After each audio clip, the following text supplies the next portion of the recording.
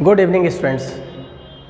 आज के इस लेक्चर में हम लोग 7वीं जेपीएससी के इंटरव्यू की तैयारी के बारे में बातचीत करेंगे। जेपीएससी की मुख्य परीक्षा संपन्न हो चुकी है। आपके आंसर स्क्रिप्ट्स का भी इवैल्यूएशन चल रहा है और हम लोग उम्मीद कर सकते हैं कि जेपीएससी यथासंभव मुख्य परीक्षा का रिजल्ट प्रकाशित कर इंटरव्यू कंडक्ट करवाएगी। ऐसी स्थिति में आपके लिए आवश्यक है कि आप जल्द से जल्द इंटरव्यू की तैयारी प्रारंभ कर दें। और वैसे एस्पिरेंट्स कैंडिडेट्स जिनकी मुख्य परीक्षा अच्छी हुई है उनको तो बगैर किसी विलंब के इंटरव्यू की तैयारी प्रारंभ कर देनी चाहिए। अब प्रश्न यह उठता है कि इंटरव्यू की तैयारी कैसे करें। जैसा कि हम सभी जानते हैं कि इंटरव्यू आपके सिर्फ ज्ञान का टेस्ट नहीं है, आपके संपूर्ण व्यक्तित्व का परीक्षण है। आप इंटरव्यू बोर्ड के सामने कैसे प्रस्तुत होते हैं, आपका जेस्चर पोस्चर कैसा है, आपका गेटअप कैसा है, आपके ओपिनियंस, आपके व्यूज, आप कैसे अपने आप को वहाँ प्रेजेंट करते हैं, आपका ड्रेस सेंस, इन सारी चीज़ों पर इंटरव्यू बोर्ड ध्यान देती है और तत्पश्चात आपके व्यक्तित्व का मूल्यांकन करते हुए इंटरव्यू में आपको मार्क्स अलॉट करती है। इंटरव्यू 100 मार्क्स का होता है और इसमें अधिकतम आपको 90 मार्क्स तक प्राप्त हो सकते हैं। आपका इंटरव्यू में मार्क्स कितना आपको मिलेगा अनेक फैक्टर्स पर डिपेंड करता है। आप किस तरह से इंटरव्यू बोर्ड को इम्प्रेस कर पा रहे हैं, कैसे अपनी बातों से उनको सहमत कर पा रहे हैं, आपके कन्वर्सेशन के दौरान किसी भी तरह की कोई रिजिडिटी नहीं है, आपका नॉलेज और विशेषकर जो आपके सब्जेक्ट्स हैं, ग्रेजुएशन के सब्जेक्ट या जो जेपीएससी में मेन एग्जामिनेशन के जो सब्जेक्ट्स हैं उसके बारे में आपका फंडामेंटल नॉलेज कैसा है, बेसिक नॉलेज कैसा है। इसलिए इंटरव्यू की तैयारी के दौरान हमें किन किन बातों पर ध्यान देने की आवश्यकता है, इन पर मैं वन बाय वन एक एक करके इन सभी बिंदुओं पर मैं आज के इस लेक्चर में आपके साथ इंटरेक्ट करूंगा। इंटरव्यू एक पर्पसफुल कन्वर्सेशन है, एक उद्देश्यात्मक वार्तालाप है जिसमें एस्पिरेंट्स के जो सिविल सर्विस से रिलेटेड स्किल्स हैं, एबिलिटीज़ हैं, इसका परीक्षण किया जाता है। आपसे एक सिविल सर्वेंट के लिए जो डिजायरेबल एट्रीब्यूट्स हैं, जो डिजायरेबल ट्रेड्स हैं, वांछनीय लक्षण हैं, अपेक्षा की जाती है कि आप में वो सारे लक्षण मैनिफेस्ट हो, दिखाई दें। और ये लक्षण क्या होते हैं, एक आइडियल सिविल सर्वेंट्स के लिए क्या क्या एट्रीब्यूट्स हैं, इनको जानना बहुत ज़रूरी है। जैसे आपके अंदर एक इंटीग्रिटी होनी चाहिए, आपके अंदर एक सेंसिबिलिटी होनी चाहिए, आप एक समझ बूझ वाले व्यक्ति हो, आपके अंदर सत्यनिष्ठा हो, आपकी अकाउंटेबिलिटी हो, रिस्पॉन्सिबिलिटी हो, आपके अंदर एक सेंसिटिव एडमिनिस्ट्रेशन का, संवेदनशील प्रशासन का भी लक्षण हो, आपके अंदर एक मॉरलिटी हो, जब आप काम करते हो तो आपकी एक ट्रांसपेरेंसी हो। तो ये बहुत सारे ऐसे ट्रेट्स हैं जो डिजायरेबल हैं एक सिविल सर्वेंट से, और बोर्ड भी आपसे यही एक्सपेक्ट करता है कि आपके अंदर ये सारे लक्षण विद्यमान हो।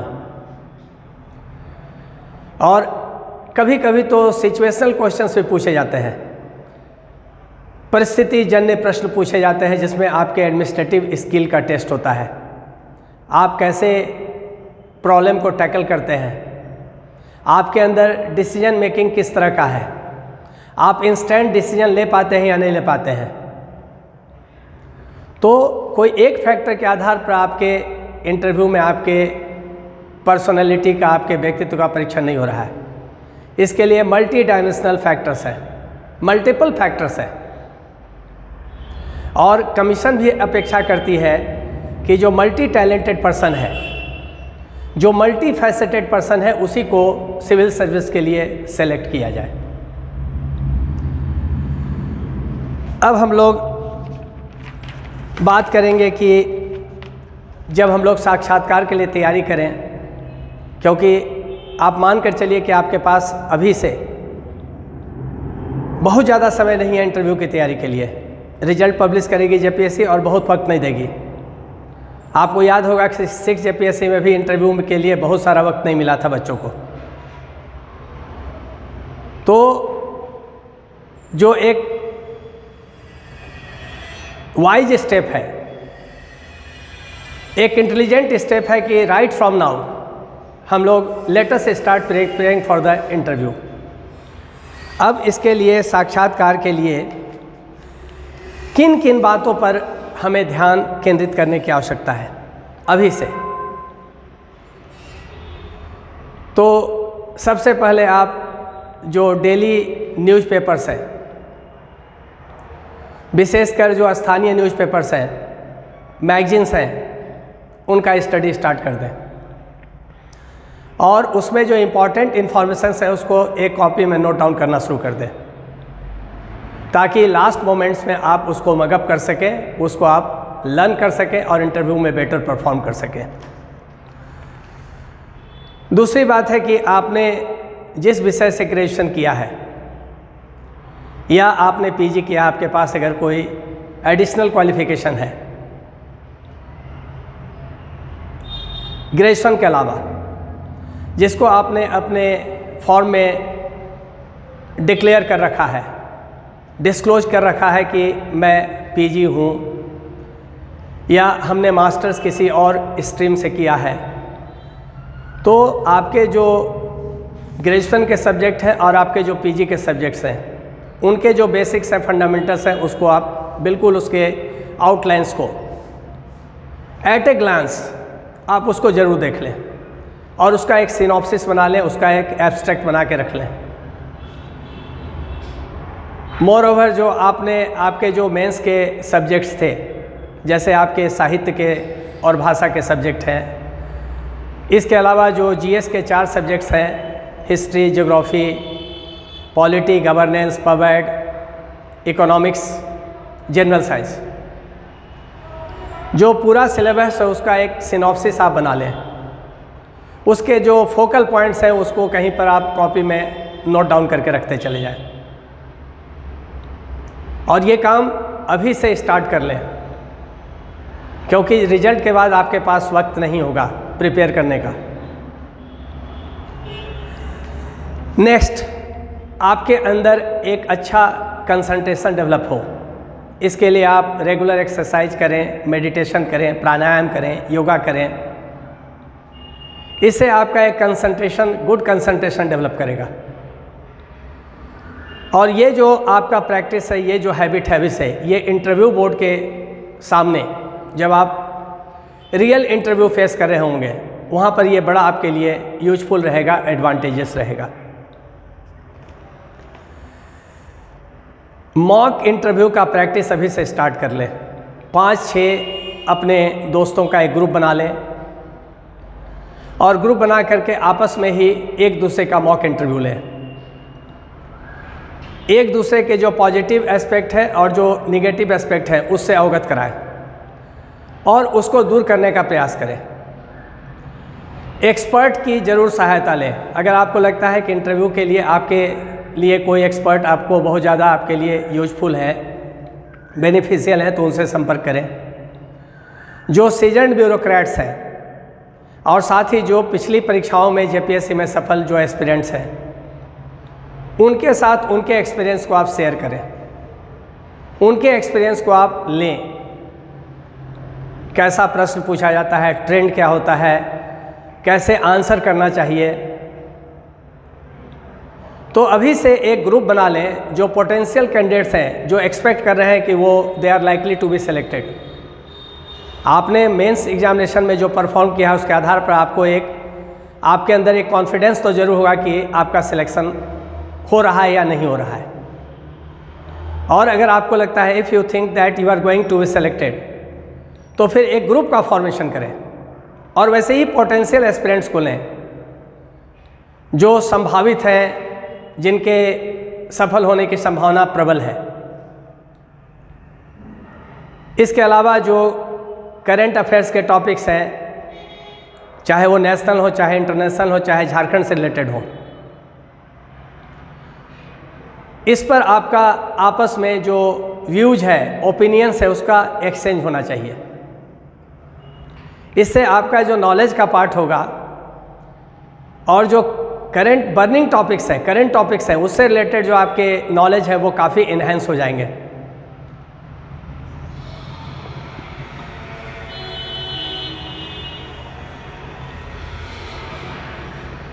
इसके अलावा आप अभी से इस बात पर ध्यान दें कि जब आप मॉक इंटरव्यू में शामिल होते हैं, चाहे वो दोस्तों के साथ हो रहे हों, चाहे किसी एक्सपर्ट के साथ हो रहे हों, तो कुछ मूल बातें हैं जिस पर आपको ध्यान देने की ज़रूरत है। जब इंटरव्यू में कोई भी प्रश्न पूछा जाए तो उसको सबसे पहले कंससली सुने, पेशेंटली सुने, बिल्कुल हैस्टी आंसर शुरू नहीं हो जाना चाहिए, बिल्कुल हरी में उत्तर न दें। पहले उसको ठीक से सुने, उसको सेंस करें और थोड़ा सा वक्त लेके फिर उसको फ्रेम करें कि उसका सही उत्तर क्या होगा, तब आंसर देने का प्रयास करें। बीच में ही आंसर स्टार्ट न कर दें। कभी कभी क्या होता है कि इंटरव्यू के दौरान प्रश्न पूरा नहीं किया गया इंटरव्यू बोर्ड के द्वारा, इंटरव्यूअर के द्वारा, और हम उसका उत्तर देना प्रारंभ कर देते हैं। इस टेंडेंसी को अभी से आप चेक करें, इस पर नियंत्रण करें।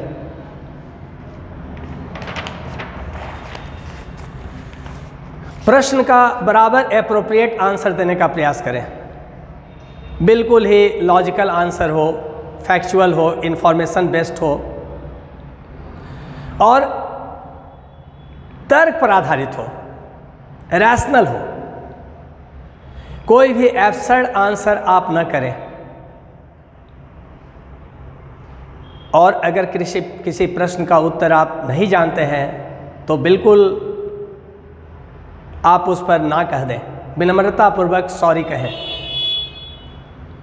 क्योंकि एक ब्यूरोक्रेट के रूप में आपसे अपेक्षा की जाती है, आपके पास बहुत सारे लोग आएंगे, काम के लिए बोलेंगे, वैसा काम भी बोलेंगे जो आपके अधिकार क्षेत्र में नहीं आता है। तो एक ब्यूरोक्रेट से अपेक्षा की जाती है कि अगर वह किसी काम को नहीं कर सकता है तो सीधे ना कह दे। यही एक्सपेक्टेशन होता है इंटरव्यू बोर्ड में आपसे, और इंटरव्यू बोर्ड इसको अप्रिशिएट करता है कि आपने ऑनेस्टली किसी प्रश्न का उत्तर नहीं जानने पर आपने सिंपली ना कह दिया, सॉरी कह दिया। तो ये टेंडेंसी अभी से डेवलप कर लें और कभी ये मन में एक इल्यूज़न या भ्रांति न पालें कि सभी प्रश्नों का उत्तर देंगे इंटरव्यू बोर्ड में तभी हमारा सिलेक्शन होगा। कभी कभी क्या होता है कि अधिकांश प्रश्नों का उत्तर आपने ना कह दिया और आपको मार्क्स बहुत अच्छे मिल गए। इसका रीज़न है, किसी भी व्यक्ति से ये उम्मीद नहीं किया जा सकता है कि उससे जो भी पूछा जाएगा सारे प्रश्नों का उत्तर दे दे। और इंटरव्यू में तो रैंडम प्रश्न आते हैं, उसका कोई सिलेबस नहीं होता है। हाँ, हम लोग एक तैयारी करके जाते हैं मोर और लेस बाई एंड लार्ज की ये जो फ्रेमवर्क है, एक जो फ्रेमवर्क है, इसी सांचा, इसी ढांचा के अंतर्गत प्रश्न पूछा जाएगा। लेकिन ये आवश्यक नहीं है। जो इंटरव्यू बोर्ड में बैठे हुए लोग हैं उनका अपना एक अलग टेम्परामेंट है, उनका एक अलग अपना अप्रोच है, उनका अलग एक नॉलेज का एरिया है। तो प्रश्न कहाँ से आएगा हम लोग प्रेडिक्ट नहीं कर सकते हैं। लेकिन कुछ प्रश्न ऐसे होते हैं जो पूछे ही जाते हैं और उन्हीं प्रश्नों का हम लोग उत्तर तैयार करके जाते हैं और ऐसे प्रश्नों का उत्तर देकर ही हम इंटरव्यू के दौरान बहुत अच्छा मार्क्स स्कोर कर लेते हैं, ऑब्टेन कर पाते हैं। नेक्स्ट, अपने उत्तर में महत्वपूर्ण बातों का उल्लेख करें। जो इम्पॉर्टेंट इन्फॉर्मेशंस हैं उन्हीं को बताएं। जो आपका उत्तर हो, आंसर हो, बिल्कुल ब्रीफ होना चाहिए, कंसाइज होना चाहिए, बिल्कुल ही स्पष्ट होना चाहिए, कहीं भी उसमें कोई एम्बिग्विटी नहीं हो, क्लैरिटी ऑफ थॉट्स होना चाहिए। कभी कभी क्या होता है कि आपका इंटरव्यू चल रहा है, कोई एक मेंबर आपसे कोई प्रश्न पूछ रहे हैं, आपने उसका उत्तर कंप्लीट भी नहीं किया, इसी बीच में कोई दूसरा जो मेंबर है वो कोई अन्य प्रश्न पूछ देते हैं, बीच में इंटरप्ट करके, इंटरवीन करके। ऐसी स्थिति में आप विनम्रतापूर्वक दूसरे मेंबर को कहें कि महाशय, मैं पहले प्रश्न का उत्तर पूरा कर लेता हूं, फिर मैं आपके प्रश्न का उत्तर दूंगा। इसको अप्रिशिएशन मिलता है, इसको वहाँ पर इसकी प्रशंसा की जाती है कि आपने साफगोई के साथ किसी एक को डिसअपॉइंट भी नहीं किया और दूसरे को आपने प्लीज भी कर रखा है।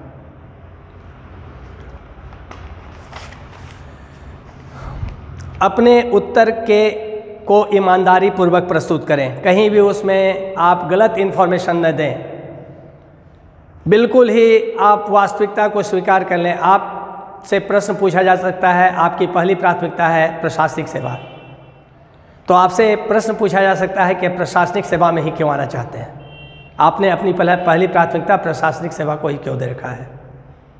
इसका बिल्कुल ही एक नेचुरल आंसर होना चाहिए, कहीं भी स्क्रिप्टेड या फैब्रिकेटेड आंसर नहीं हो, किताबी आंसर नहीं हुआ।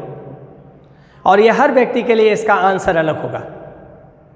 किसी को कोई ऐसी घटना है जिसने मोटिवेट कर दिया है, उसको सिविल सेवा में आने के लिए, प्रशासनिक सेवा में आने के लिए प्रेरित कर दिया है। किसी के लिए फैमिली बैकग्राउंड हो सकता है। तो इसका आंसर जो होगा कोई भी एक यूनिफॉर्म आंसर नहीं होगा। इसका आंसर वेरी करेगा from person to person, from candidate to candidate. इसलिए कोई भी बुकिश आंसर तैयार नहीं करें।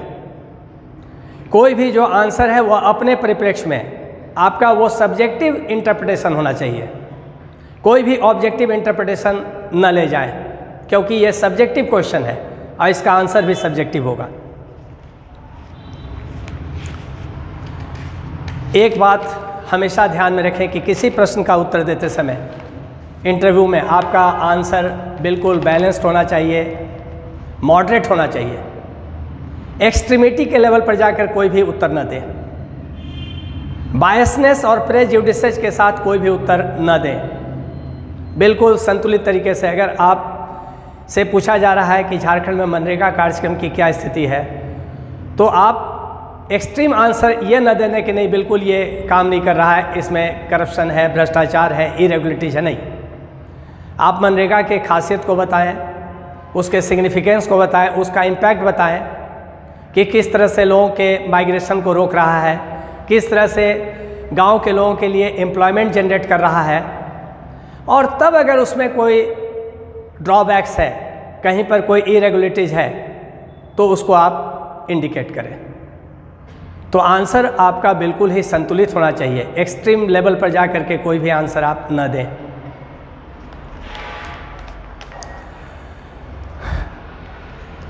और एक बात और जो इम्पोर्टेंट है, आपका आंसर बिल्कुल ही पॉजिटिव होना चाहिए, पॉजिटिव डायरेक्शन में। ऐसा प्रतीत हो कि आप बहुत ही एक ऑप्टिमिस्टिक पर्सन है, आशावादी व्यक्ति है। इसलिए कभी भी सिस्टम को, कभी भी सरकार को आप बिल्कुल अब्यूज न करें, अलेज न करें, उसकी अच्छाइयों को बताएं और फिर उसके जो शॉर्टकमिंग्स हैं, अगर उसमें आपको लगता है कि कोई सुधार होना चाहिए, कोई रिफॉर्म्स होना चाहिए, तो आप विनम्रतापूर्वक उसको प्रस्तुत करें। मतलब आपके अंदर एक ऑप्टिमिज्म होना चाहिए, क्योंकि एक ब्यूरोक्रेट अगर आशावादी नहीं होगा तो फिर वो कैसे विकास करेगा, कैसे वो सिविल सेवा में लोगों का कल्याण करेगा, कैसे वह व्यक्ति एक सेंसिटिव एडमिनिस्ट्रेशन देगा, संवेदनशील प्रशासन कैसे विकसित करेगा राज्य के लिए, समाज के लिए। तो एक ब्यूरोक्रेट के रूप में, एक सिविल सर्वेंट के रूप में आपको अगर सेंसिबल होना है, समझदार होना है, सूझबूझ का प्रशासक होना है, तो साथ में एक संवेदनशील प्रशासक भी होना है, क्योंकि संवेदना के बगैर आप कभी भी एक अच्छा ब्यूरोक्रेट, एक सिविल सर्वेंट नहीं हो सकते हैं।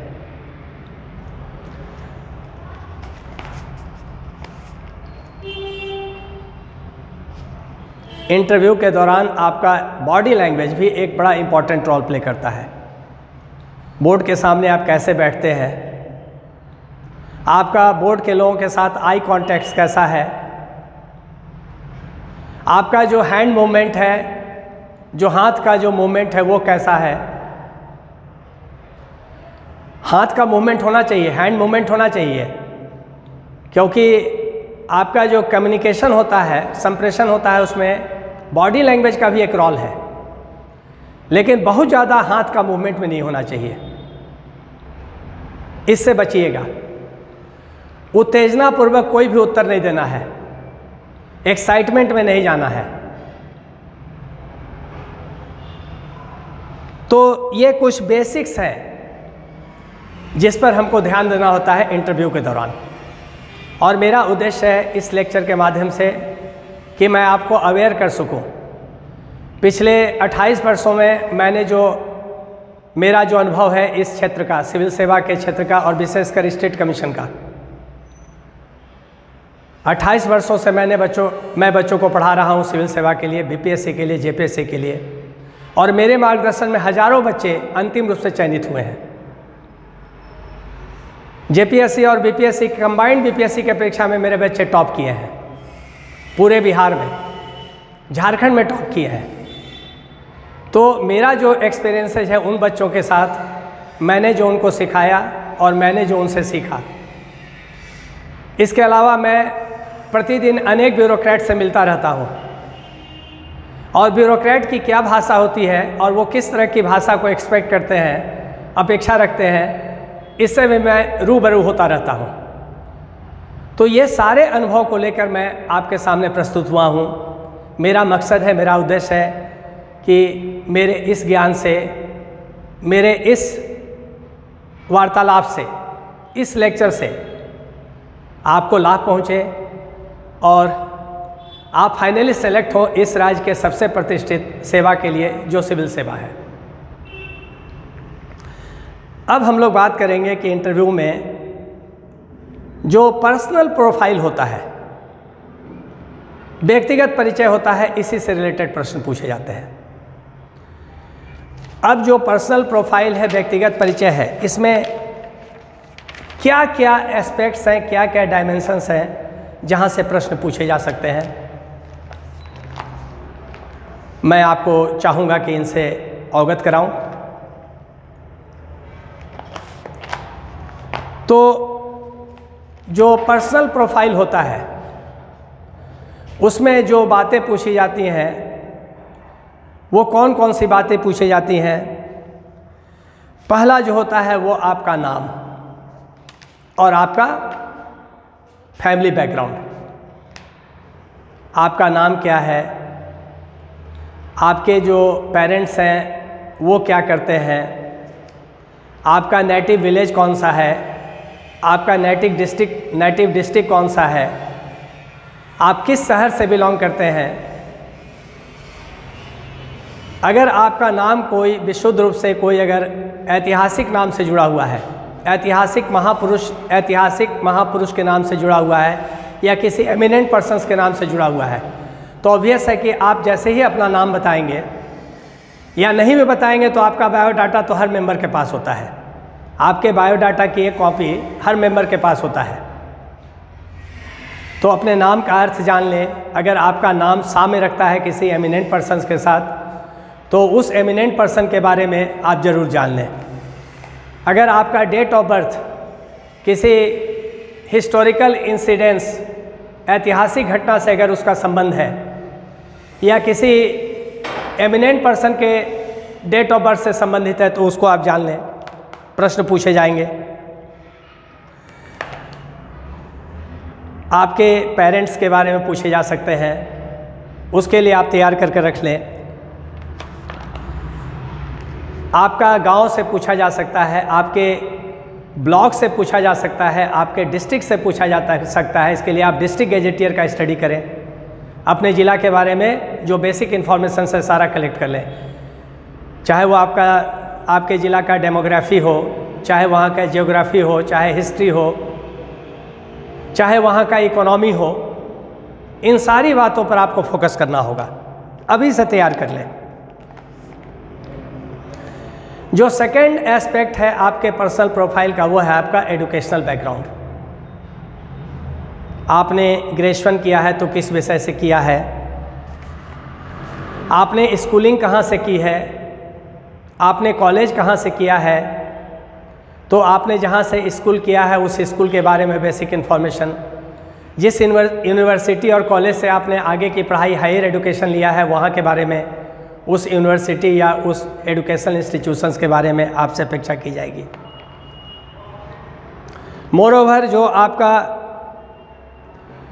अगर आपने ग्रेजुएशन किया है, ग्रेजुएशन आपने इंजीनियरिंग किया है या आप मेडिकल किए हैं और सिविल सेवा में आना चाहते हैं, तो एक स्वाभाविक प्रश्न होता है कि आपने अगर इंजीनियरिंग किया है तो फिर आप एक टेक्नोक्रेट हैं, आप इस फील्ड में क्यों आना चाहते हैं, ये आपसे पूछा जाएगा।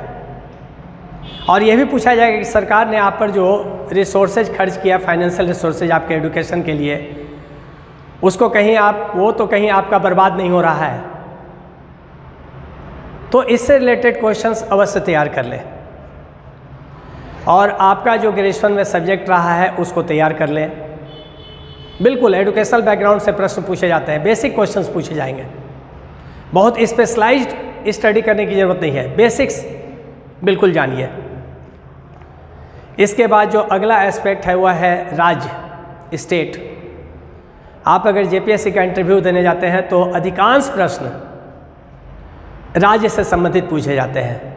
आपके राज्य के क्या इम्पोर्टेंट इश्यूज हैं झारखंड के, कौन कौन से महत्वपूर्ण मुद्दे हैं, कौन कौन सी समस्याएं हैं, इसके रीजन्स क्या हैं, इस पर सरकार का इनिशिएटिव्स क्या है, आपका सजेशन क्या है, इसको कैसे, इसका रेमेडियल मेजर्स आपकी दृष्टि में इसके लिए इसका निदानात्मक उपाय क्या है, आप क्या सोचते हैं। एक सिविल सर्वेंट के रूप में जब आपकी नियुक्ति होगी तो आप कैसे इस प्रॉब्लम को सॉर्ट आउट करेंगे, रिजॉल्व करेंगे। इस पर आपकी एक ठोस तैयारी, कॉन्क्रीट तैयारी होनी चाहिए, जिसमें फैक्ट्स भी हो, इंफॉर्मेशंस भी हो और एनालिसिस भी हो, विश्लेषण भी हो और तथ्य भी हो। जैसे झारखंड में नक्सलवाद की समस्या, जैसे झारखंड में करप्शन का इशू है, भ्रष्टाचार का इशू है, जैसे झारखंड में कृषि का पिछड़ापन है, इतना रिसोर्सेज के बाद इंडस्ट्री का प्रॉपर डेवलपमेंट क्यों नहीं हो रहा है, राज्य में गरीबी की इतनी दयनीय स्थिति, मिजरेबल कंडीशन क्यों है, अनएम्प्लॉयमेंट इशू इतना सीवियर क्यों है झारखंड में। तो ये जो बेसिक इश्यूज हैं राज्य के, इनसे रिलेटेड आपके पास एक कॉन्क्रीट इन्फॉर्मेशन होना चाहिए। और सबसे इम्पॉर्टेंट है आपका सुझाव, आप क्या समझते हैं, आप क्या सोचते हैं। इसके बाद है, अगर आप ऑलरेडी किसी जॉब में हैं, अगर आप ऑलरेडी किसी जॉब में हैं, किसी नौकरी में हैं, तो आपसे पहला प्रश्न पूछा जाएगा कि उस नौकरी को छोड़कर आप सिविल सेवा में क्यों आना चाहते हैं।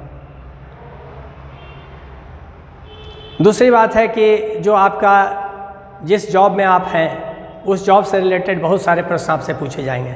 अगर आप रेलवे में नौकरी कर रहे हैं तो भारतीय रेलवे के बारे में आपसे प्रश्न पूछे जाएंगे। अगर आप टीचर हैं तो एजुकेशन से रिलेटेड बहुत सारे प्रश्न आपसे पूछे जाएंगे। इन सब जो एक्सपेक्टेड एरियाज हैं जहाँ से प्रश्न आ सकते हैं, इनकी तैयारी करके आपको रखनी होगी। और जब आपसे पूछा जाए कि आप अपने वर्तमान नौकरी को छोड़कर इस सेवा में क्यों आना चाहते हैं, तो आप इस सेवा के पॉजिटिव डायमेंशंस को, पॉजिटिव फीचर्स को बताएं, सकारात्मक लक्षणों को बताएं सिविल सेवा का, और कभी भी आप जिस सेवा में हैं उसके निगेटिव पार्ट को न बताएं। कभी भी ये ना बताएं कि हमारे इस नौकरी में ये चीज़ें खराब हैं इसलिए हम इसमें आना चाहते हैं। ऐसा कदापि नहीं करेंगे, इसका आप पर एडवर्स इम्पैक्ट होगा।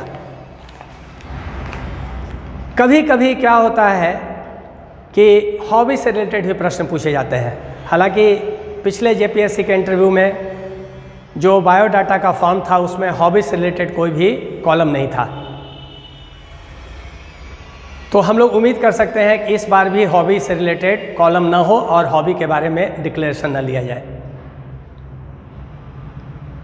लेकिन अगर इन एनी केस अगर हॉबी से रिलेटेड कॉलम होता है आपके बायोडाटा में, तो आपको हॉबी भरना चाहिए।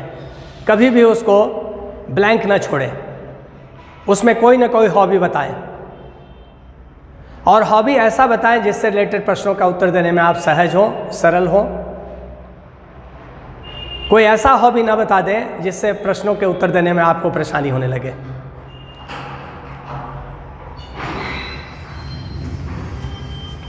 और एक जो स्वाभाविक प्रश्न आता है, जो प्रायः प्रत्येक कैंडिडेट से पूछा जाता है, वो पूछा जाता है कि आपने जो सेवाओं की प्राथमिकता दी है उसमें आप पहली प्राथमिकता प्रशासनिक सेवा को क्यों दे रखा है। अगर आपने पहली प्राथमिकता पुलिस सेवा को दे रखी है तो ये पूछा जाता है कि आपने पहली प्राथमिकता पुलिस सेवा को क्यों दे रखा है। इसका बिल्कुल ही एक नेचुरल आंसर तैयार करके आप लोग रख लीजिए। यह प्रायः सबसे पूछा जाता है कि आप इसी सेवा में क्यों आना चाहते हैं। इसका एक स्पष्ट उत्तर होना चाहिए, कहीं भी उसमें कोई बनावट नहीं होना चाहिए, कोई फैब्रिकेशन नहीं होना चाहिए। और जैसा कि हमने शुरू में ही कहा है कि इंटरव्यू के दौरान आप कभी भी बुकिश नॉलेज का प्रयोग ना करें, किताबी ज्ञान वहाँ पर ना डालें। बोर्ड के साथ किसी तरह का कोई अननेसेसरली अनड्यू आर्गूमेंट न करें, उनके साथ बहस न करें। आपने सपोज कीजिए आपने कृषि प्रश्न का उत्तर बिल्कुल सही दे रखा है, आपको मालूम है कि इसका यही उत्तर होगा, और बोर्ड आपको बार बार इरिटेट कर रहा है कि नहीं आपने जो उत्तर दिया है गलत दिया है, तो बोर्ड से कभी ना उलझें। बिल्कुल विनम्रतापूर्वक कहें कि महाशय जहाँ तक मेरी जानकारी है इसके अनुसार सही उत्तर यही होना चाहिए, बाकी अगर महाशय बोल रहे हैं तो मैं नहीं कह सकता कि सही क्या है। मतलब आपने अपनी बात को भी रख दी और आपने उनको भी बिल्कुल ही रेस्पेक्ट के साथ उनकी बातों को या उनकी बातों को भी आपने ऑनर कर दिया। तो आर्गुमेंट कभी नहीं होना चाहिए इंटरव्यू के दौरान। और इंटरव्यू में जो सबसे एक जो और अहम बात है वो है आपका आई कांटेक्ट। इंटरव्यू बोर्ड में जब भी प्रश्न पूछा जाए तो आप आई कांटेक्ट मतलब सामने देखकर, जो मेंबर प्रश्न पूछ रहे हैं उनको तो देखें ही, और हल्का सा आप गर्दन को घुमा करके बाकी मेंबर्स के तरफ भी ज़रूर फेस टू फेस हो जाए। तो ये कुछ बेसिक्स और फंडामेंटल्स हैं जो मैंने अपने व्यक्तिगत अनुभव के साथ आपको शेयर किया है, और मुझे ऐसा लगता है कि मेरा यह प्रयास बिल्कुल सफल होगा।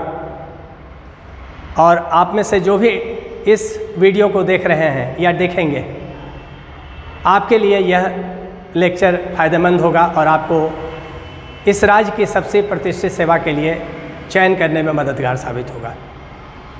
तो इन्हीं बातों के साथ अगले वीडियो में मैं फिर बात करूंगा इंटरव्यू के बारे में। जैसे जैसे वक्त सामने आता जाएगा, मेंस का रिजल्ट आ जाएगा तो और भी पिक्चर क्लियर हो जाएगा कि मेरा सिलेक्शन हुआ कि नहीं हुआ। तो इंटरव्यू के बाद आप और भी अवेयर हो जाएंगे। लेकिन जो मेरा परामर्श है कि इंटरव्यू के बाद बहुत वक्त नहीं मिलने वाला है। मैं इस बात को बार बार दोहरा रहा हूँ, रीइटरेट कर रहा हूँ। इसलिए अगर आपको लग रहा है, आपके मन में कहीं भी अगर कोई आशा है कि आप मुख्य परीक्षा में अच्छा आंसर लिखे हैं, आपका सिलेक्शन हो सकता है, तो मेरी सलाह मानिए और अभी से जिन जिन बिंदुओं पर मैंने बातें की हैं उनके अनुसार उसके अकॉर्डिंगली फॉलो कीजिए और अपनी तैयारी को आगे बढ़ाइए। इन्हीं शुभकामनाओं के साथ मैं आपसे विदा लेता हूं और फिर अगले वीडियो में मिलता हूं। आपका डॉक्टर अनिल मिश्रा।